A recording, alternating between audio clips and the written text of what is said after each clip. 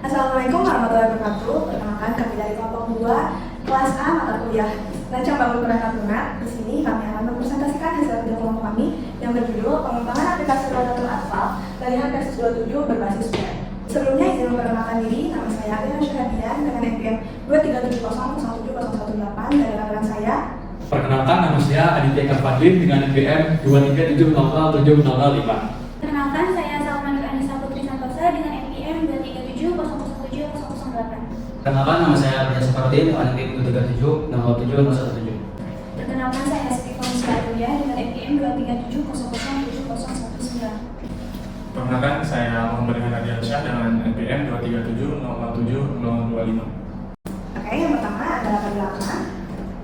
Rodatul Atfal atau RAH versi 27 merupakan lembaga pendidikan anak usia dini yang berkomitmen dalam memberikan pendidikan berkualitas dan berbasis nilai-nilai keislaman. Yang melatar belakangi kami untuk melakukan pengajian ini tidak hanya untuk memenuhi tugas semata, melainkan besar rasa empati kami terhadap digitalisasi di era modern ini yang sudah serba digital. Oleh karena itu, kami berupaya untuk menuangkan ide dan gagasan kami kepada masyarakat, terutama RAH 27 yang akan kami buatkan profil sekolah berbasis website. Selanjutnya akan dilanjutkan oleh Siti Taubi. Selanjutnya yaitu rumusan masalah. Rumusan masalah dalam proyek ini meliputi bagaimana caranya merancang dan mengembangkan website yang efektif dan interaktif yang menyajikan informasi yang penting, serta bagaimana caranya memastikan bahwa website ini mudah diakses oleh orang tua maupun masyarakat umum. Oke, kemudian batasan masalah. Dalam proyek ini kami hanya membatasi pada bagian website informasi, tidak dengan fitur akademik seperti e-learning. Fitur yang dikembangkan meliputi kontak, beranda, profil, serta kegiatan. Desainnya responsif untuk mobile maupun desktop. Konten berdasarkan data yang disajikan oleh sekolah. Kemudian, proyek ini hanya pada tahapan awal, tidak dengan pemeliharaan pada jangka panjang. Selanjutnya, tujuan proyek. Tugas ini bertujuan untuk memenuhi ujian akhir semester serta digitalisasi untuk RAH versis yang menyediakan informasi yang mudah diakses serta pemanfaatan teknologi pendidikan. Selanjutnya, bagian teknologi yang akan dilanjutkan oleh Afrizal. Ada teknologi, kami akan membahas dari frontend. Frontend kami menggunakan Next.js, itu adalah framework dari library React. Lalu backend kami memakai Express.js dengan runtime Node.js. Lalu autentikasi kamu juga memakai JWT atau JSON Web Token untuk lebih aman. Untuk desain kamu menggunakan Figma yang mana bisa berkolaborasi secara langsung secara online. Untuk manajemen proyek kami menggunakan framework Scrum dengan prinsip Jaya. Untuk metodologi kami menggunakan Scrum. Di sini ada scope, product backlog, desain dan disable software. Scope adalah jangkauan dari Scrum itu sendiri. Lalu product backlog adalah fitur-fitur apa saja yang akan dibuat nanti dalam Scrum itu. Desain adalah desain aplikasi tersebut. Lalu terakhir ada user software yang nantinya aplikasi itu bisa digunakan secara umum. Lalu ini tahapan yang pertama ada sprint planning meeting. Ini adalah sprint pertama untuk membahas pertemuan antara stakeholder untuk tentang pengembangan aplikasi tersebut.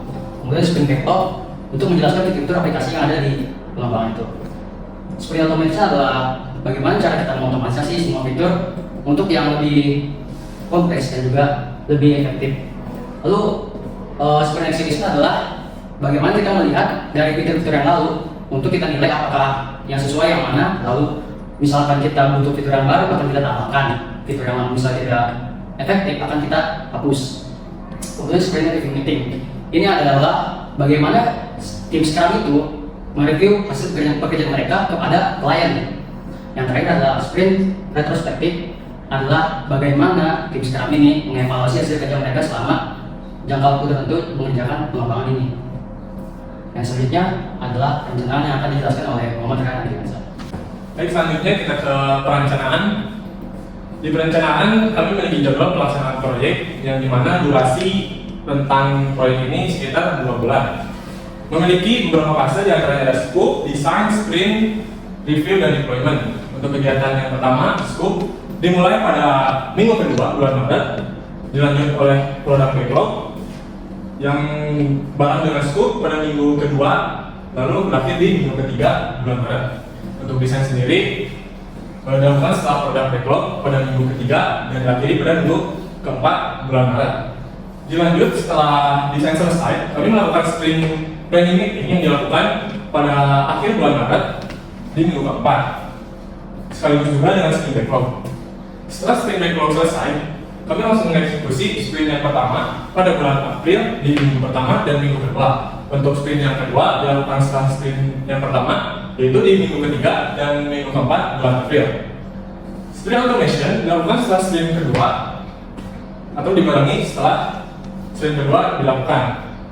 Setelah automation dilakukan, kami melakukan sprint review meeting, di mana melakukan evaluasi hasil kerja proyek kami di bulan April pada minggu keempat.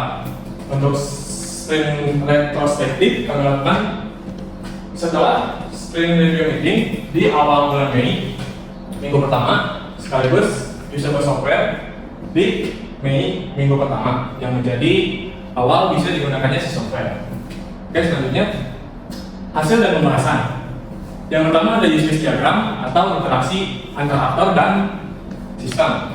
Untuk aktor sendiri di sini ada dua, yaitu pengunjung dan admin. Untuk pengunjung, di sini pengunjung dapat mengakses situs web yang include dengan menampilkan halaman beranda, kemudian melihat halaman profil, kurikulum, kegiatan, dan peta.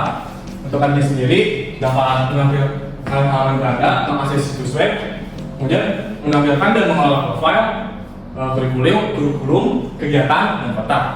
Baik, untuk selanjutnya akan dilanjutkan oleh rekan saya, Aditya Eka Fatih. Udah, ini tuh. Untuk yang selanjutnya kita langsung masuk ke BPMN atau Business Process Modernization. BPMN yang pertama yang digunakan dalam era revolusi ini yaitu masuk ke beranda. Pertama-tama pengunjung memilih situs web dan mengkonfirmasi, jika tidak akan kembali ke menu login, dan jika iya, si web akan menampilkan halaman beranda. Selanjutnya, jika pengunjung tertarik mengunjungi profil era revolusi, bisa memilih menu profil, menu kurikulum, menu kegiatan, dan juga menu kontak. Nah, untuk yang selanjutnya kita masuk ke sequence diagram. Sequence diagram adalah interaksi antar objek di dalam sistem era versi 27 ini. Yang pertama ada halaman beranda. Admin memasukkan username dan juga password, lalu sistem akan memvalidasi ke database. Jika valid, admin akan diarahkan ke halaman beranda, dan jika tidak, akan muncul pesan error di layar. Untuk halaman profil, kurikulum, kegiatan, dan juga kontak, sistemnya sama saja seperti yang saya jelaskan tadi. Untuk yang selanjutnya yaitu ada UID yang akan dijelaskan oleh Salma Dorisa Putri Santosa. Baik, di sini saya akan menjelaskan tentang user interface design dengan hasil implementasinya kepada website Raihan versi 27. Kami membuat 5 halaman utama. Yang pertama adanya beranda, yang kedua ada profil, yang ketiga kurikulum, yang keempat kegiatan, dan terakhir kontak. Di sini kami dalam masing-masing halaman menampilkan tampilan yang sederhana namun sangat informatif. Contohnya di dalam kegiatan akan menampilkan gambar-gambar, dan di dalam kontak akan menampilkan kontak dan alamat. Setelah desain selesai, kami langsung merealisasikannya ke dalam website. Dan ini ada tampilan utama beranda, pengunjung dapat melihat gambar di layar dan adanya informasi utama dari sekolah. Lalu di atasnya terdapat navigasi untuk ke halaman-halaman selanjutnya. Lalu yang kedua ada tampilan beranda. Di sini tampilan berandanya pun untuk section profile, dan di sini ada isinya tentang kami, lalu ada visi dan misi. Di profile pun adanya kelompok usia. Lalu di tampilan kurikulumnya, ini akan terdapat 5 kurikulum RA Raihan. Dan di tampilan kegiatan ini, RA Raihan akan menyimpan kegiatan-kegiatan yang terdapat di sini, dari mulai pembelajaran sampai dengan kegiatan yang khusus. Dan yang terakhir di dalam tampilan kontak ini, kami menyimpan alamat, nomor telepon, dan email. Baik, selanjutnya akan kesimpulan dilanjut oleh Alia. 3. Yang terakhir yaitu kesimpulan. Pengembangan website Raihan versi 27 bertujuan meningkatkan visibilitas, memperluas informasi, dan mempermudah komunikasi sekolah. Dengan memanfaatkan SDS dan XPSJS, website ini menerapkan teknologi terkini seperti SSR, SSD, dan autentikasi GWP untuk meningkatkan performa, keamanan, dan aksesibilitas. Website ini diharapkan menjadi media informasi yang efektif dan memperkuat citra profesional sekolah. Sekian yang dapat kami sampaikan. Terima kasih kami ucapkan. Wassalamualaikum warahmatullahi wabarakatuh.